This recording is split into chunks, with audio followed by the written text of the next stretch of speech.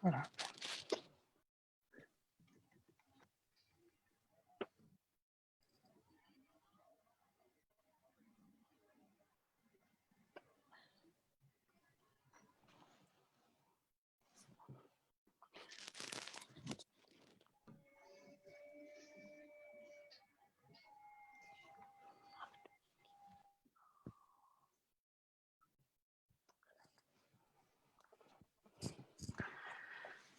right. Welcome again to Sober Sunday. We're glad to be together again. It's always a blessing every Sunday to come to this conversation. This is episode 3. The first 2, we talked about what men really want. And those were great discussions as we got to have good conversations and a lot of input, a lot of interest on that. And I think as many of you would know, next Sunday is going to be Father's Day. And so around the world, fathers will be celebrated. Of course, it's never as big a day as Mother's Day. But we're going to be talking about that and why that is so. So today we're going to be talking about father issues or daddy issues. We're going to delve into father wounds, into the expectations that society has for fathers. We're going to be talking about what happens when dad is absent or dad doesn't play his role or plays it in a way that hurts people. Let me just begin by reading a statement here, and then I'm going to introduce my guest today. This is by a man called Stu Weber, who has written a book, Tender Warrior. And this is what he says. There are 2 ways to recognize power. One is to see it at work. The other way is to measure what happens when it's gone. Either way, dad is pretty potent. Present or absent, positive or negative, the power of a father is incredible. There isn't much of anything in life children can't face with dad's strong hand wrapped tightly around theirs. I love the way he says it, that we get to see the potency of a dad by his absence. Sometimes when he's not there and he doesn't do his role, we all get to talk about it because it hurts us. And so welcome today. I'm excited about this conversation. I have good guests who are here with me, 2 ladies and a gentleman who has become a regular right now. So I want to introduce Amani Maranga. He has great stories around this issue, like every other issue. I don't know, do you have any story you don't have a story about? We will talk about that, but we're glad that he is here. Amani Maranga, welcome. You can say hi to us. Thank you, Pastor S. You see, what happens is when I have friends like you who have, you see, you started this issue. I just joined you. So when you're my friend, then, you know, I'm just a result of your mentorship, man. Well, we're glad to have you here, Amani. Amani is a lot in communications, and he does some emceeing as well. And he's going to say more as we continue. But I have 2 ladies here who are with us that are good friends of mine, and we have done some things together. And I just want to invite Gladys Gashanja. It's good to have you here. And I want to ask Amani to introduce you in a way that will be a bit better than I would. She's beautiful. She's fat. Gladys Gashanja, a news anchor, reporter, producer. You know her from your TV screens and you've heard her on your radio. She's a go-getter. She's a great parent. And more importantly, an old friend. Ladies and gentlemen, give it up for the one, the only, Gladys Gashanja. Well, thanks, Amani. Thanks, Amani. I appreciate that. But Gladys, we are glad to have you here. So welcome. Thank you. Thank you for having me, Pasi. And I know Amani made a mistake and said you're a producer, but you're a show host as well. And maybe you Oh, she mentioned is a about producer as well. You've not produced your Gladys? show as well. Well, let's just say, you know, jobs in that newsroom and elsewhere, somehow you wear that hat one time or another. Okay. All right, and then we have Sarah Ogola, who has been a friend. We have worked together a lot at Transform Nations. And so she's a trainer on many matters, especially personal development. And she's also into communications, and we're glad to have you. Amani, anything to add to that? Yeah, I know her from her world of research. She's definitely beauty and brains. Give it up for Sarah. Oh, thank you, Amani. Well, and so, ladies and gentlemen, we're talking about something that we rarely want to talk about, but this is a big deal.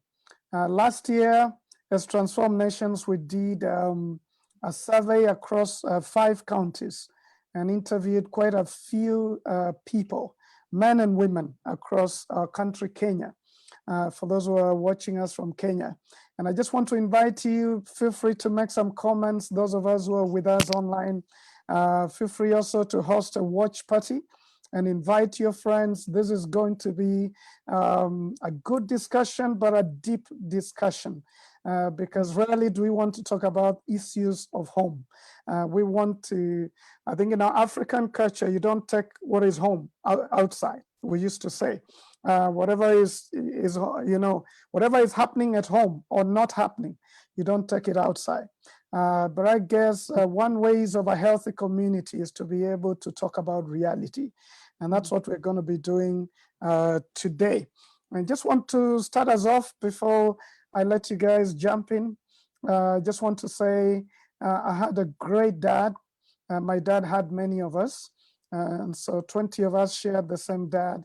And I'm towards the end, so I'm number 17 out of 20. And so it was a long wait for me. But when I came into the world and I got to know him, and I was around 8 years old when I was just beginning to really enjoy being around him, a tragic accident just outside our house in Shags. Speeding bus, lost control, and there were some cars there that, caused some chaos there, and they came for my dad, and he died instantly. And I'd gone out, it was just before lunch, I'd gone out, I was coming back for lunch, and I just left him home. And when we came back as the children, we were told that our dad had passed on. Of course, I didn't fully understand, that he's not going to come back. So I kept thinking at some point he's going to raise up. And so he was out there for a while before the cops came. And eventually he was taken away. And I thought he was going to come back at some point. But after a while, we were putting him in a hole and we put soil on top. And it was pretty clear to me he wasn't coming back. And so for a long time, I had denial, but also I had a father hunger. And I never talked about that story with other children. It really shocked me. It wasn't easy. I went into withdrawal, was very quiet for a long time. I'll be talking on and off about my story, but that's really my father's story, and it affected me in many ways. So I'd love to talk about this because I know there are many other people who have gone through different things with their dads, and this is a place to talk about it so that we all find healing. So I was talking about this survey we did, and we found out of a few hundred people, actually I think it was almost 2,000 people that we interviewed or took the survey, only about 20% said that they had a positive, involved relationship with their dads. That means the majority of this country either is unfathered without a dad, underfathered with very little dad, or misfathered with a bad father. And so as we talk about this, I think it's a great conversation because it affects a lot of people. So maybe let's start with you, Gladys, and tell us a little bit about your father's story. Thank you, Pastor Mbevi. I think my story is very similar to yours. I had a very involved dad. I am the firstborn daughter and two brothers behind me. So you can imagine, just like any other family, most families, the father and daughter relationship is very tight. So mine was that typical one. We had a very close relationship, and I was a daddy's girl. Not that he spoiled me, but definitely, as you know, in our culture, you're named after your mother. So he called me mommy. And I could tell. I mean, for me, and I think when we say the first man in your life is normally your dad, for me, that was so real because he introduced me to the idea of a male, you know, within society. So had a good relationship. He was there for us. I think what I know about love and respect in as far as human relation is concerned, whether father to children, husband to wife, and the vice versa, I saw it in our home, and he initiated it, and it's something that I admired, and I actually looked forward because for me, he epitomized the ideal. So of course, as a young girl, naive, I thought the whole world has men like him. But of course, that's a story for another time where, or later on as we talk about this, and you just hunger to have the same thing that you're seeing being modeled within your home. The difference with my dad and maybe where we would bring in the absenteeism is maybe because he had to, we lived in Nakuru, I'm born and bred in Nakuru. And he had a business set up in Naivasha. So he had to leave every Monday and come back every Friday. So Monday to Friday, there was no dad in the house. So it was just us and mom. And I remember whenever, you know, the way you get that back to school feeling on Monday or Sunday night, for me, it was a back to school feeling because dad had to leave for a whole week. And I remember Fridays, I would be so excited, literally waiting to hear the honk at the gate, and I would dash to open for him. So that's the kind of relationship we had. Now, in a nutshell, unfortunately, we lost him in 2002, and it was sudden. He was actually shot by thugs in Naivasha. I remember like yesterday, it was October 9th of 2002. And he was preparing to come home. Thugs came and shot him, and he was shot fatally. And that was the end of the reality as I knew it with a father yet. Yeah. Well, thank you very much for sharing that. We're going to get back to it, but I love what you said.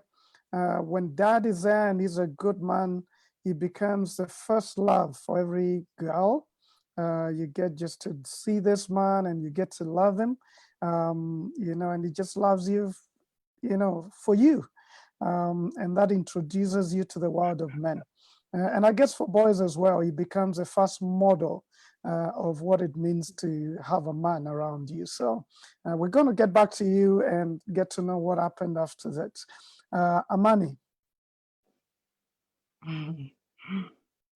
Yeah, Polly, power went out actually here, but I'm glad I've been able to join back in.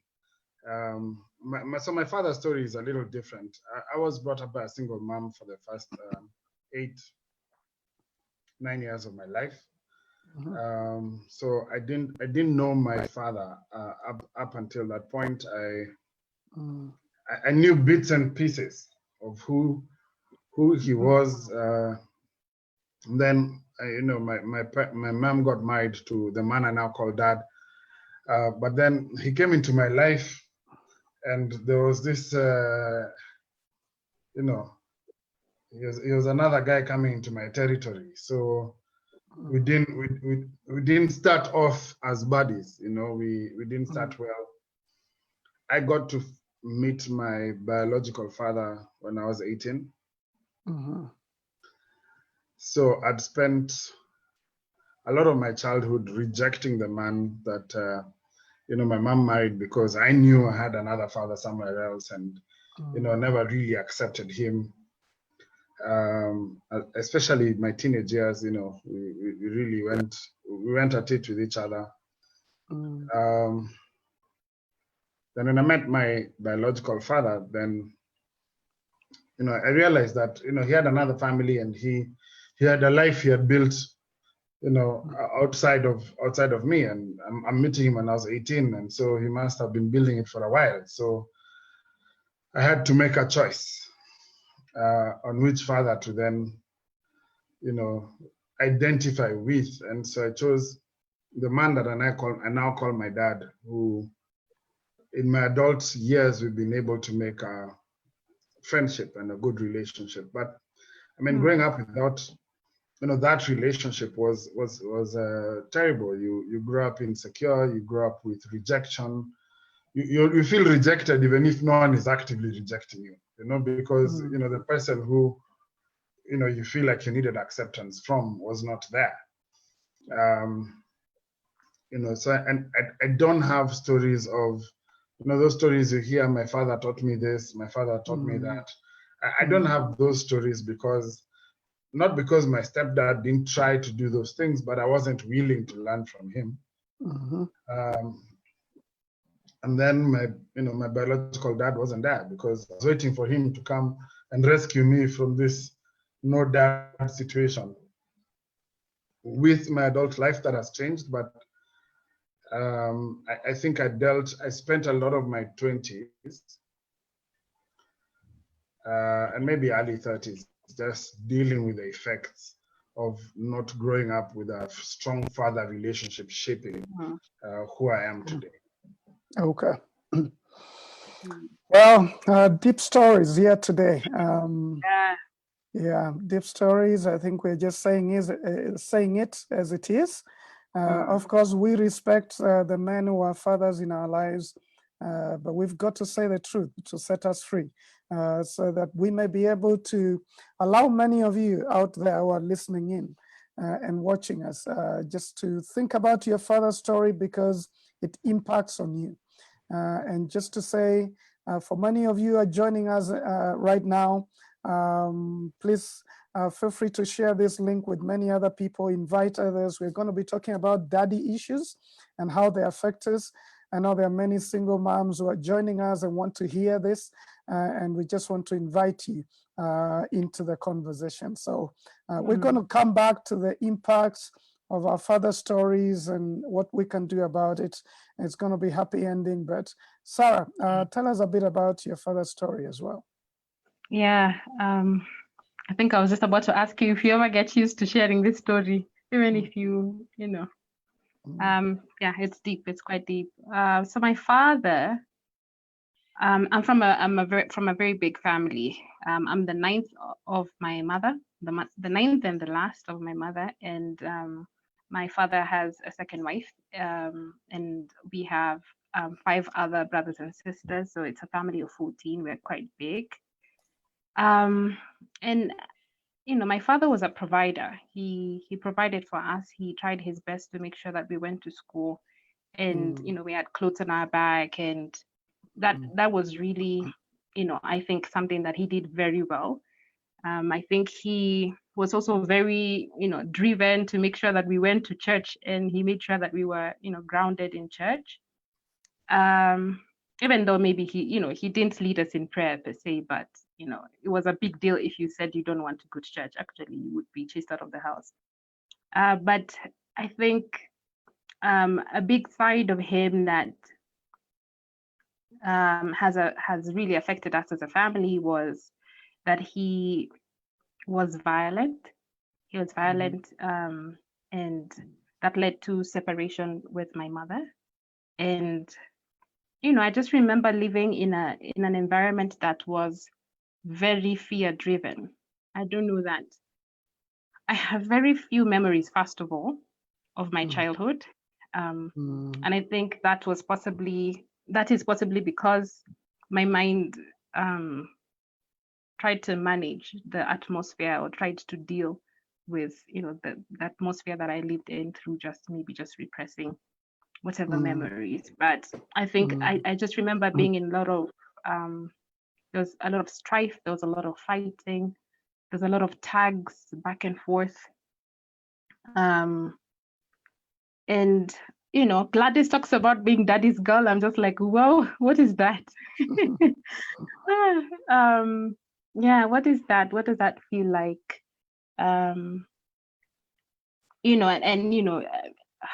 Literally, she speaks about running towards the gate on her dad's arrival. I remember having quite the opposite feeling.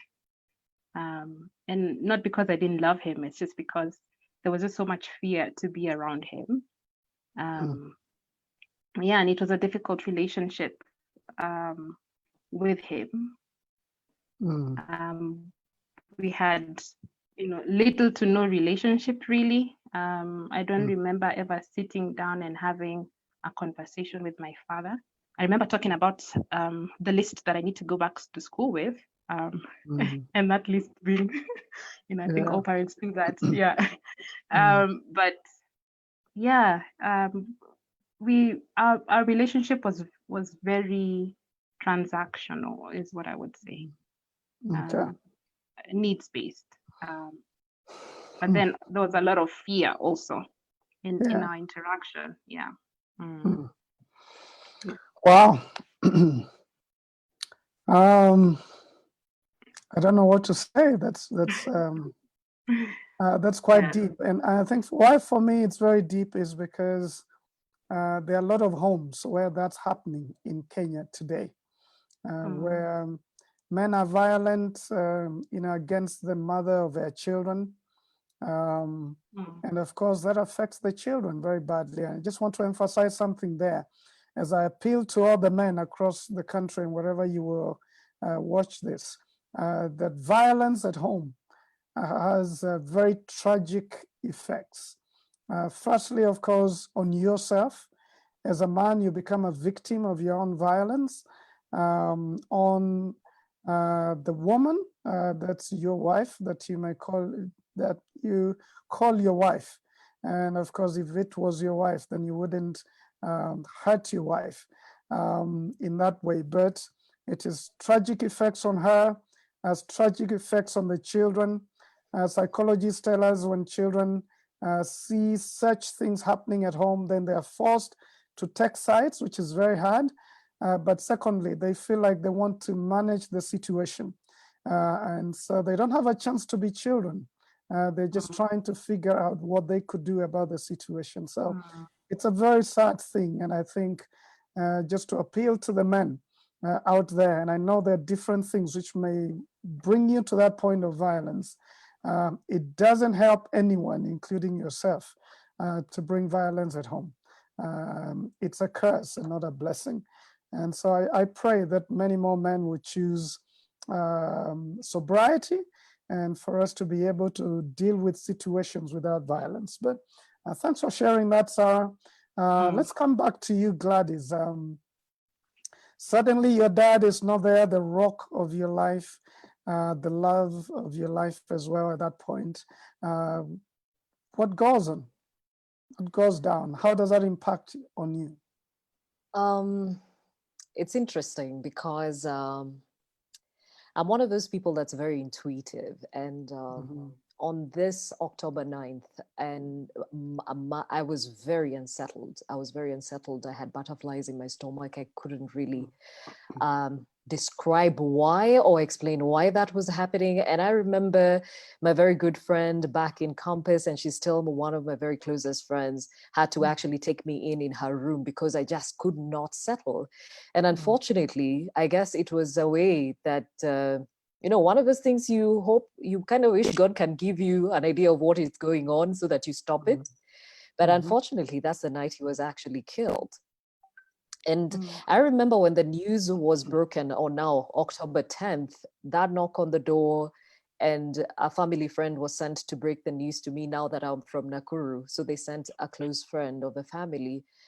And the first words out of my mouth were, "Now what?"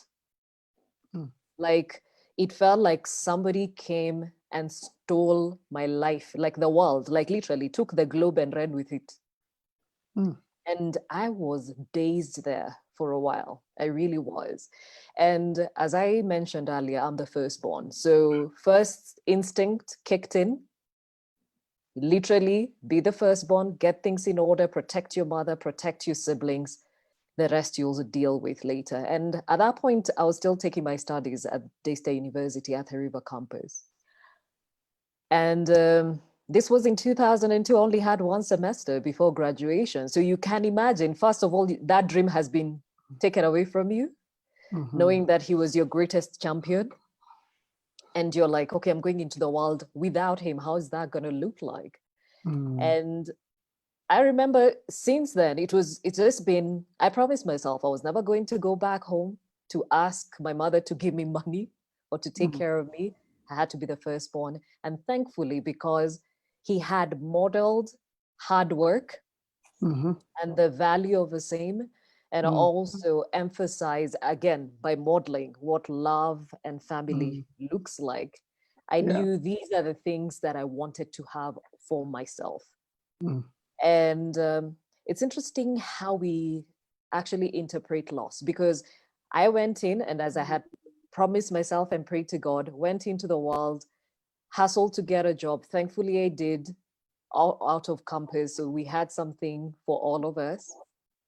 Then after that, now it was that goal to get married. And for me, it felt like I needed to do that in a way to fill the gap he left. And this I speak in retrospect, but then all I knew is that I had such a huge hunger to get married. But I did not know why. I really wanted to, though I always wanted to be a family woman, but it's like now it was more than usual. And the years after, I made really big mistakes when it came to relationships. I looked, I was chasing to fill the gap more than I was paying attention to the men that I was actually dating. Okay. And then even as you're looking for that, they say you date or marry somebody very similar to your dad. That's right. So subconsciously, when I was looking for them, I was looking for some of the things that he had. So when any of them would show hard work, hustler, and I saw my mom stand by my dad through it all until they became who they were years later, I was like, you know what? I'm going to stand with this guy. He's got potential. We're going to do this. So it was one mistake after the other, but in a nutshell, in retrospect, the need to get married was actually equated to the need to fill the gap my dad left, that of the man in my life. Yeah. And I think at this point is when you actually put the dots and you see the effects a father has on a child, whether he was a good dad or not. The beauty of it is that they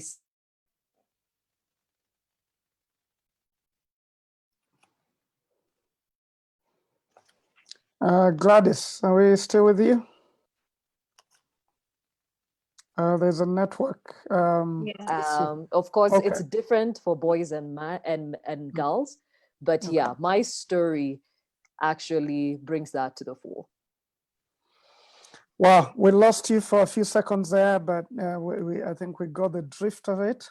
I think I love what you said, and this is very powerful to the ladies out there, that if you don't get, or if you lose that love from your daddy, you begin to look for it out there.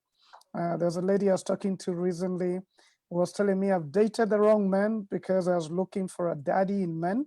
And so I would date men who were way older than me, and the men took advantage of me, and after a while would leave me. And she had moved with several men, and she hadn't gotten what she was looking for. And so it's interesting how girls look for someone like their dad if they liked their dad to get married to, but if they didn't like him, of course, they look for the opposite. But it's interesting psychologically, sometimes you end up with the same guy like your dad, even if you didn't like your dad. It's just amazing the power fathers have. And And before I come to you, Amani, we talk about, and I've written a small book called Dad is Destiny, the Difference a Father Makes. For those of you who are watching, it's available actually, and there's someone that you can talk to on the link, and is going to make it available to you. And I've talked about the 5 P's that we look for in a dad, and one is provider, and so many dads pass that. They provide. The other one is protector, and so there's provider, protector, and then we talk about the others, which are priest. He needs to be a priest who teaches you values, and glad as you say that. He modeled for you some of the values that you were looking out for and that you live by, like hard work.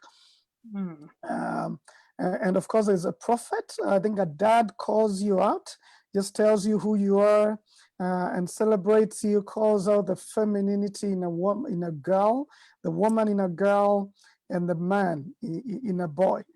Fathers are just powerful in calling that out, because psychologists tell us between around 8 years all the way to 14, children move away from their dads, so that their mothers, they begin to push away so that they get to find themselves. And in that process, the voice of a dad is very crucial in telling them who they are. And so girls would want to hear that daddy tell them who they are and affirm what their mama has been saying, and boys as well would love to hear that. So fathers get to provide, get to protect, become priests in terms of values, become prophets. They tell us who we are becoming, and they call us out. And lastly, they need to be present and connected with us if that's going to happen. And so when those 5 P's of a father don't work out well, children pay the price. And not just children, the society does, because in the wounds from home, we take to the society. Amani, how did your father dilemma and issues affect you, and maybe extend that pain to others through you? So I'll address that, and then I'll address a question that has been asked here, which I think relates in a sense. So the first thing is obviously identity. Yeah. And dads give their children identity, and I felt I had a hard time. I mean, let me paint a picture for you. I'm about to sit for my KCPE, and they insist that I have to write 3 names for my KCPE. Now I've always had 2 names, which is Amani Maranga. So I have to look for a third name, So I wrote my stepdad's name, but I don't know whether he at the point, he doesn't really represent my father for me. So I don't identify as his last name. I don't identify with his surname, because I know for a fact that my second name comes from my biological father's family. So who am I? And it's not just in a name, it's also in the lineage of identity. Let me fast forward, and I've told this story on an Engaged talk.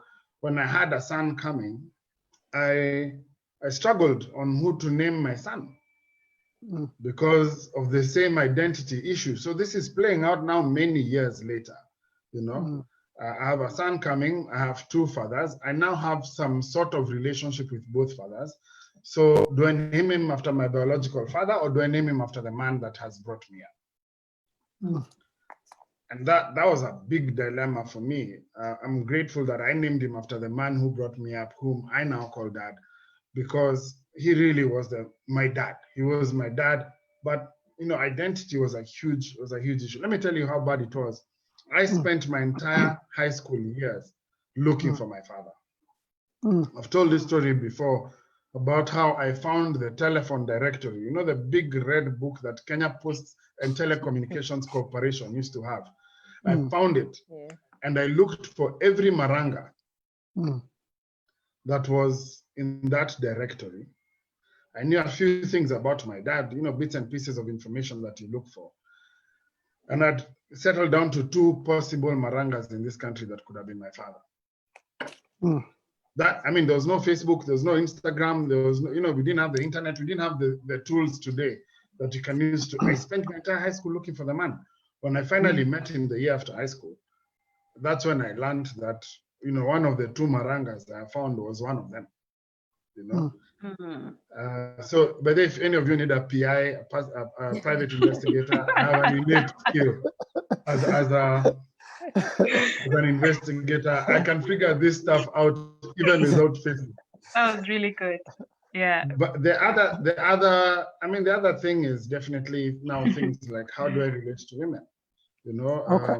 Maranga, even before you go into that, I think you have said something very powerful for the single moms who are listening. Because I think I've talked a lot with single moms who say, I don't like that guy. Should I ever introduce him to my son? And I've always told them, unless that's not desirable for safety issues, I think a child has a right to get to know their dad. If you had a challenge with that man, your child doesn't understand. He still needs a dad. And so where it's possible, with the necessary precautions and steps and guidance, it is important for children to get to know their dad, so they don't have to spend so much time trying to look for their daddy later and guess. There's a friend of mine recently in his 40s, after hearing me speak about father wounds, who spent 3 years trying to figure out who the daddy was, and eventually figured out, but it was too late. He had already died. But yeah, go ahead. I just wanted to say that to the single moms, and I'm sure you want to add something. Let me tag on to that one, because the question I was going to answer was based on, someone asked, I think it was Renee, who asked why it is that we have this 80-20 ratio, 20% of people who have great relationships with their fathers, and then 80% don't. And I think over time, those reasons have been different, okay? Yeah.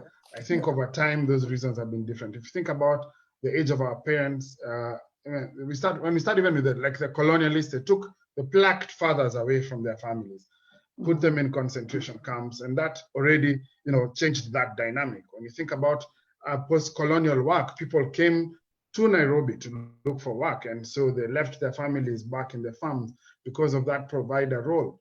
And a lot of that, so the reasons have changed over time.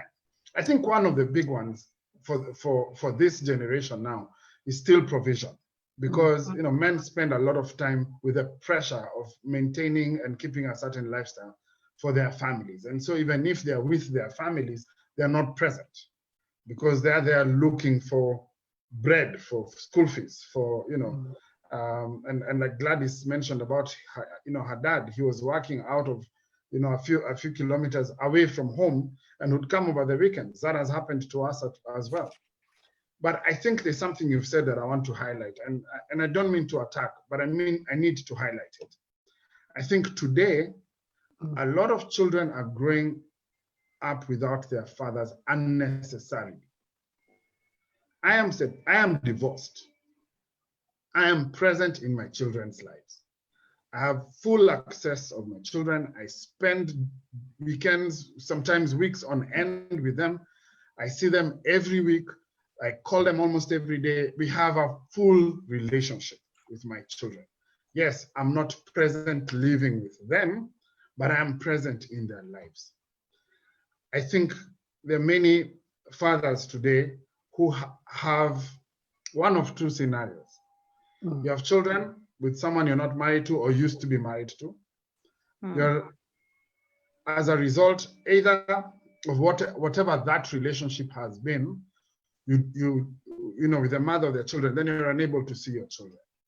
Now, as a guy, if you are the one not taking responsibility, go and take responsibility. Go and have a relationship with your children.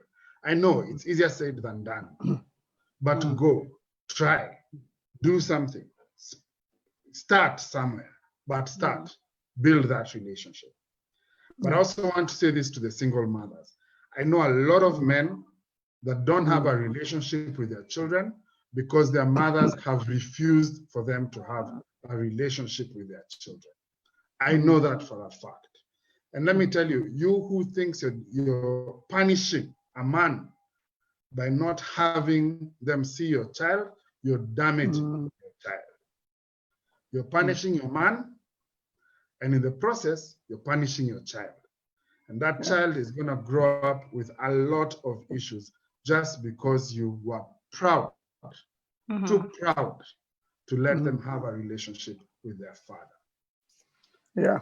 Having Well, said thank you, Amani. Maybe just what I would add as you finish up is just to say, for those mothers who don't know what to do because of differing circumstances, we would be glad to give direction. I think I've been very happy to be involved, sometimes even facilitating and negotiating for that. But I think what Amani said is pretty important, that children really go at a loss and get affected when they don't have access to their dad because they don't fully understand the issues. So to the degree that that's possible, men and women, let's work together not to deny our children their right to have a dad. Amani, you are finishing up before we come to I mean, for sure, maybe in a nutshell is to say I lacked a model. Yeah. I lacked a model in the formative years of my life. And so, like Gladys, I've gone on to make major mistakes as a man that could have been avoided if I had the guidance of a father. Now, my situation was confusing because there was this stepdad, there was my dad, and then I really did have some uncles. And to be honest, I did have some people, some father figures in my life, but I didn't go to them because I didn't feel like I had the permission to. So I was going to these guys way after the mistakes have been made. And so I really feel, I mean, that story is different now. I have a great relationship with my stepdad. We'll get to talk about that later. And now I have a real model. I have someone I can talk to and share those experiences with, and we're really good friends now. But I feel like where I'm at now could have been avoided. Some of the things that I've gone through could have been avoided if I had that sort of dad relationship when I needed the guidance, when I needed the values, and I didn't get them. Okay. Well, thank you very much. And I think you mentioned in passing that it affected your way of relating with women as well. Because I think when you have identity issues, then it's very easy to find it, casually in women. Because when a woman affirms you, then you feel like, I've longed for that, I've needed that, I've wanted that.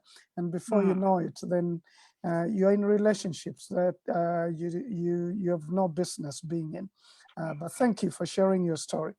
Sarah, so this I'm sure this affected you in various ways, and I know you began to come around and deal with it, but just briefly tell us how it affected you and how you began the journey to correct it. Yeah, I mean, the effects are numerous. I could say a lot, but I think definitely you've spoken about the need for fathers, to play that role of affirmation and speaking life into the lives of their children. I think I was very deprived of affirmation, and so the very first time that I remember hearing that I'm beautiful, being told that I'm beautiful, was in campus. By both girls and guys, and I was like, what are you talking about? Because I mean, it just was not normal conversation in my context. It's not something I had from my father. It was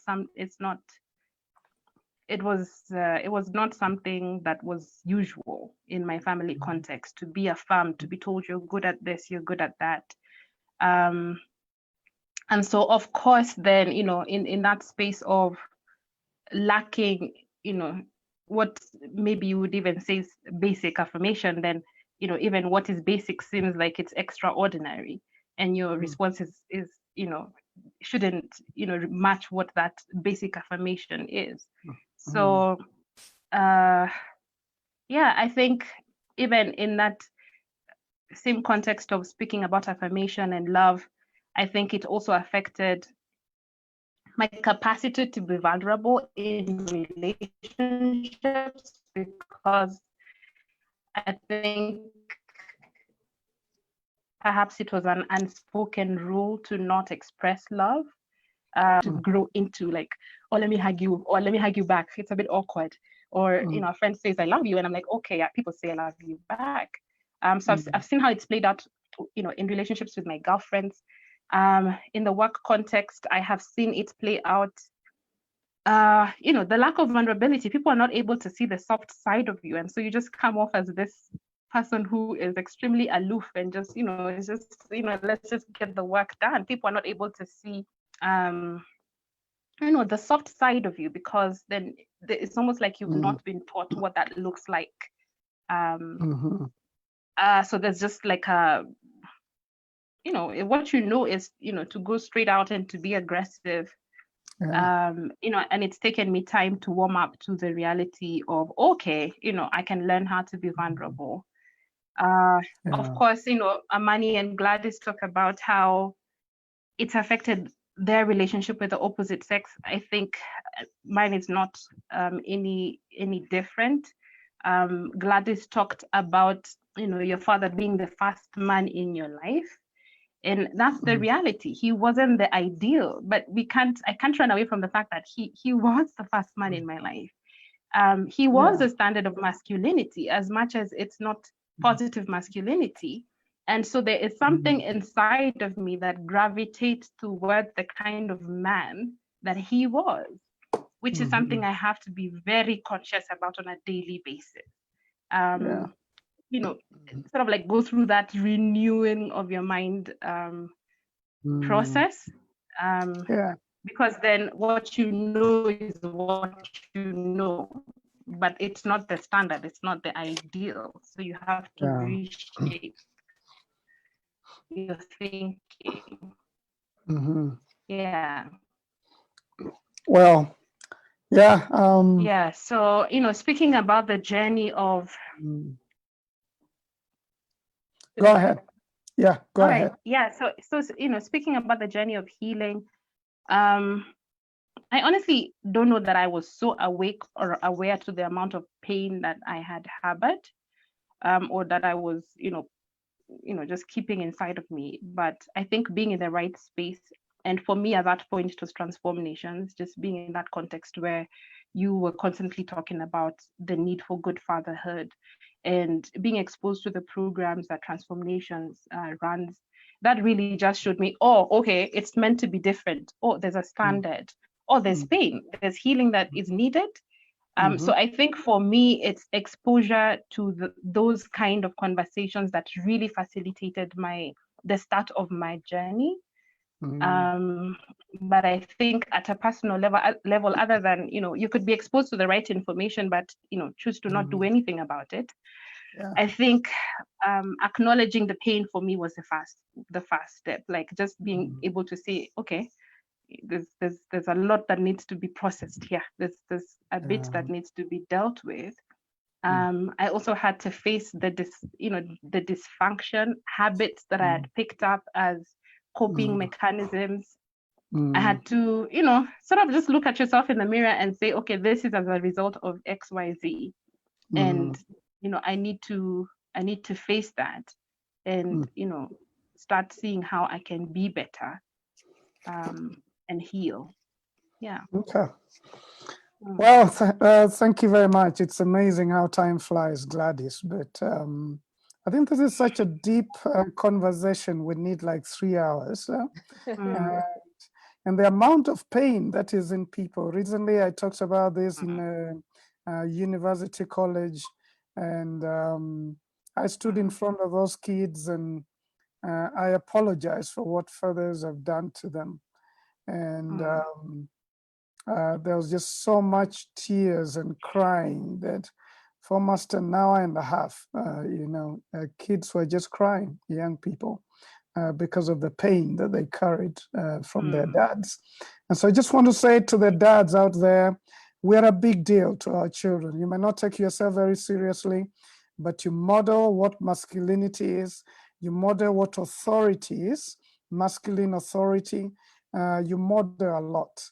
and you give identity in a big way to your children. And so take yourself seriously, and that's why we do the training of intentional dads, and we are starting one this week. And I know there are flyers on our Facebook page. So in case you need to sign up, we just need to get together, talk about these matters, and be the best dads that we can be. Gladys, so this affected you in different ways. What have you done to get out of that place of pain? And what would you tell people who have gone through similar circumstances like you? As I mentioned earlier, that I made many mistakes trying to look for that affirmation that that I used to get from my dad. And when you talk about affirmation, I can tell you, he was the first man who ever told me I was beautiful. I think I wore my fast short skirt. I wore my fast short skirt bought by my own dad, you know, and he just wanted to, he affirmed the woman in me. And what I thank God for when I say he was the model dad is I did not have to wait for the world to tell me that. I heard it from that first man. So for me, that really, really helped me not to go down that murky road as bad as I could have gone, maybe if I was looking for much more. But what is important, I think, for me in this journey is I started my healing in a very interesting way. In my journey looking for that person to replace my father, I became a single mom. And in the journey of pregnancy, the relationship I was in was not good. But I was ready to stick it out just so that I could tick that box. But when they say, the good book says, bring up your child in the ways of the Lord and he'll never depart from them, I'll tell you, the fact that that man modeled what love and respect looks like, that in itself called me back to my own and said, this is not it, you deserve better. And I picked up myself 6 months pregnant and I started a life on my own. It was a huge risk. But in my becoming a parent to this boy, it now started unraveling for me how the dots actually connected. And in the pursuit of being the best mother to this child and being very cognizant that I'm bringing up a future husband and a future boyfriend, I had to now start thinking about, wait a minute, what are the things that need to be modeled for this boy? I felt bad that I was bringing him up without a father. And I really struggled with that because I knew the part he played in my life. But then again, in this journey, I came to find out that if this boy has amazing father figures in his journey, he will do well. So my healing happened as I was parenting, still is going on, even as we all discover ourselves in this journey, my son. And I have come to meet amazing human beings along this journey who have affirmed that there is and there are good men out there. That I can say, and also I can say this, it has not yet happened, but I do believe in marriage. I believe marriage works. I believe there are good men out there. And though I hunger or I looked to fill that gap, I am blessed that I had a man who modeled it for me well enough to save me from myself when he wasn't there. Wow. Thank you. I appreciate that. I think we're beginning to come towards a close, and I think what I'm hearing, and there's a lot more we could have said that we don't have the time to say. Again, I just want to mention this book is available, and you could just sign up on the link, and Moses is going to get it to you. And also want to say that next Saturday, because next Sunday is Father's Day, and we're going to be talking about celebrating dads right on this space. But next Saturday, we're going to have a father-son event online. And there's a flyer on our page as well. And in case you want to get involved with your son, please feel free to sign in so that we may have an hour and a half of father-son. I'm looking forward to do that with my son. But I think what we're saying, Amani, is awareness is important. And I think Gladys, you've said that very well, and Sarah as well. You get to be aware that you're lacking something, that you've been hurt, that there's a further wound or further issue. And secondly, make a decision to break out. So A is acknowledge, B is break out. And breaking out could be forgiving that person, could be not allowing yourself to be in a substandard relationship, to be at a place where you're going through pain just because you wanted something so bad. But being able to say you deserve better and look for it, and find the, in places where God would fill that gap. And lastly is community, because I think we have good community. We have men who are able to mentor these boys. We have men who are able to help us. My music teacher became my daddy for all purposes, and really, filled in a gap that no one else would have fit in, or I had not met someone else to fit in. So just knowing that there's a community out there. So the ABCs we are concluding around is, if you have further issues and you don't know what to do about it, and you're carrying pain and unforgiveness, be aware of it, what's going on and how it's affecting you. Break out of it, because there's a choice out of it. You're not a victim of your own choices or circumstances. And lastly, find community that is going to help you as you go through this. Amani.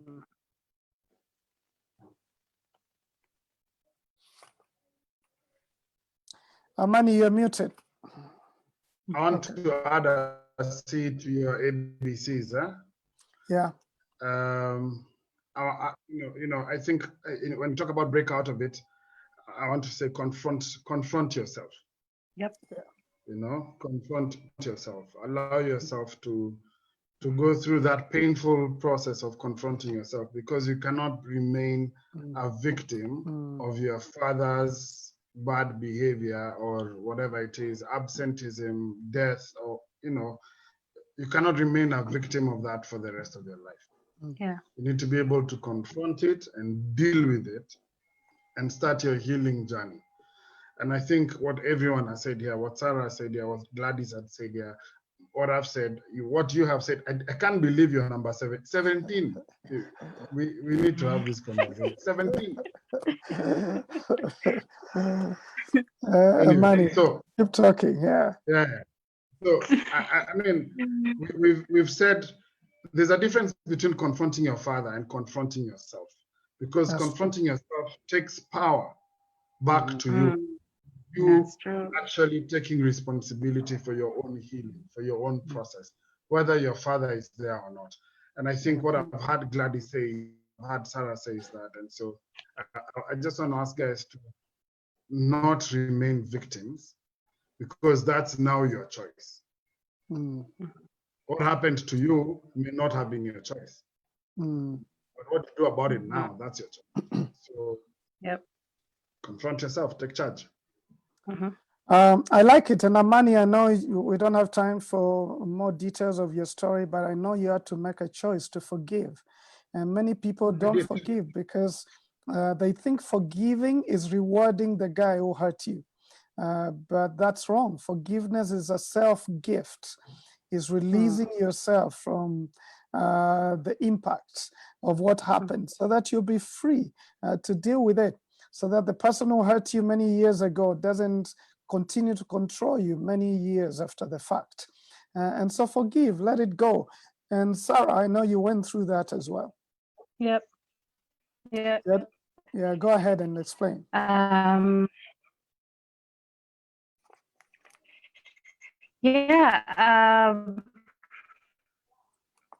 really like what Amani has said. Like, it gets to a point you can no longer blame your parent about where you are at in life, because we have to grow up and we have to make choice and to forgive. And my father was not in the picture when I was making that decision.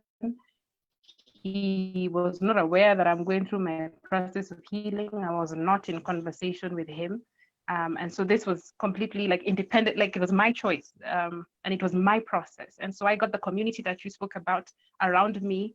You know, I got the tools that I needed from the exposure of the content that Transformations was offering. And I used that. I used what I had to just move to the next level.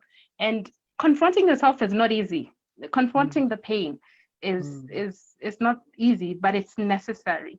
And I like to say that, you know, God doesn't reveal the pain or the heart for the purpose of shaming you. At times we're like, it's too shameful what happened to me. It's too shameful what my parents did. It's too much pain. But it's not for the purpose of shame. It's for the purpose of you being lifted up higher, and so that you're able to accomplish more in your life. I think we don't realize how active pain is.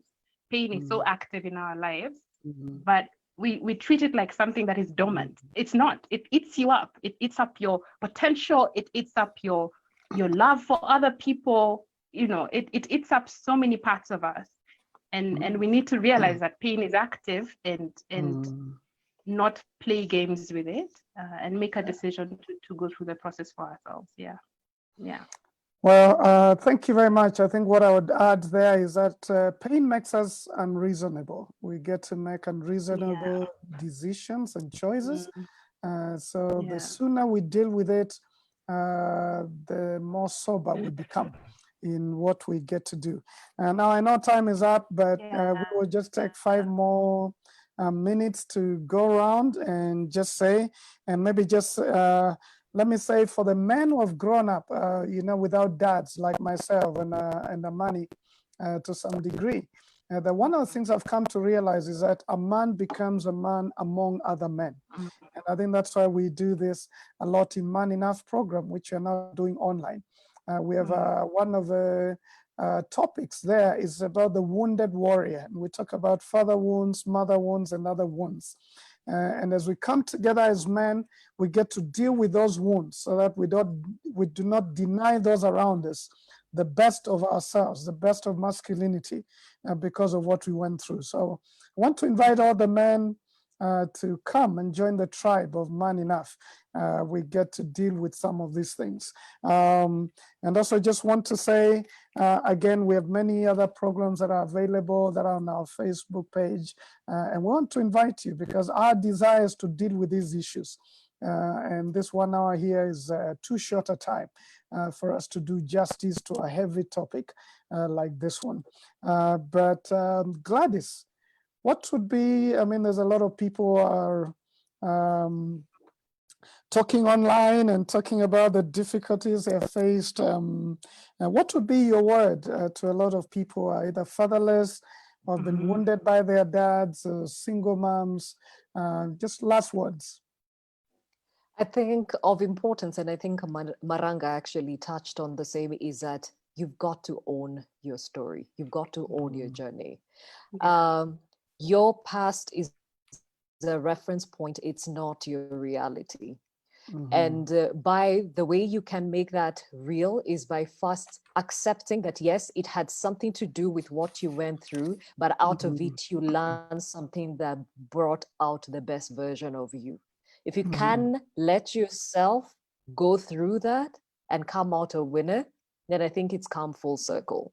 And in this case, in a nutshell, for me, is the fact that I came to realize I can never replace my dad. But in that, I realized that the best I could do is honor the man he was in my life and the man he shaped me to be. And also to be aware that he passed on the baton, and now that I'm a mother, to model the best I can for this son, who is actually named after him. And always remember that just because he's not there, we say we are brought up by a village, That is actually very true. And if you let the village stand with you, walk with you, involve them, you'll be amazed at how many people would come your way that would actually speak life into you. Well said. Thank you very much. Amani, we're talking to many men who either by being absent or abusive or passive. They're not just involved or engaged, or they're just dads behaving badly, maybe alcoholics, or controlling dads who are hurting their children. We're saying dads could be a blessing or a curse. What's your word to the men? So I want to talk to the men and I want to talk to the women. But let me start with the men. First, if you don't know what your daughter's favorite color is, if you don't know what your son recently did and he finds very cool and heroic, it doesn't matter whether you're present, you're not there. Get involved. As a dad, get involved. Play with your children, tickle your children, be present. Get concerned about what they like, play the games they like, spend time with them. You don't have a lot of time. You guys, my daughter is turning 13 this week. She's out of our house in 5 years. You don't have a lot of time. So do it now. Start dadding today. If you've not been there, it's not too late. You can start. Pick up the phone. If you're not there, if you're present, wake up, make breakfast tomorrow morning, and start having a conversation with them. To the women, you cannot replace a father. You can't. And I know some circumstances call for the father of the child not to be present. Some. But I think they're more the exception than the rule. Let your children have a relationship with their father. Your child is going to judge you very harshly as an adult. And I've said this again in public. My relationship with my mom was affected by how she treated and even the narrative she gave me about my biological father. That affected our relationship in adulthood.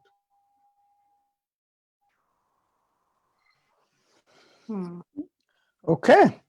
Well, thank you very much, Amani. I think we're saying very powerful words here. And men, you're invited as well to Intentional Dads, where we get to learn a lot more about how to do this well. Sarah, what are your last words before I bring us to a close? I would say extend grace to yourself and extend grace to your father. I think I have had to, just grow more aware that this is it's not a one-day thing. You don't just wake up and, the pain is gone. Once you make the decision to start going through this journey, it's an everyday decision. It's an everyday decision to let go of, the destructive behaviors. It's an everyday decision to love yourself, to affirm yourself, renew your mind. It's an everyday decision to perhaps pick up that call when your father does call you and he's like, I'd like to see you. It's an everyday decision and it's not easy, but extend grace to yourself. But in the same grace, I guess find it in your heart to extend it to your father, if at all they do reach out. Yeah, because no one is perfect. Yeah. Well, thank you. As I bring us to a close, let me just appreciate this conversation. It's a deep conversation. This whole week, we're going to be having many conversations around fathers because of Father's Day. Gladys, thank you for allowing me to host you. You host me in your show. And I'm sure you're hosting a few people this week to talk about fathers as we come towards Father's Day.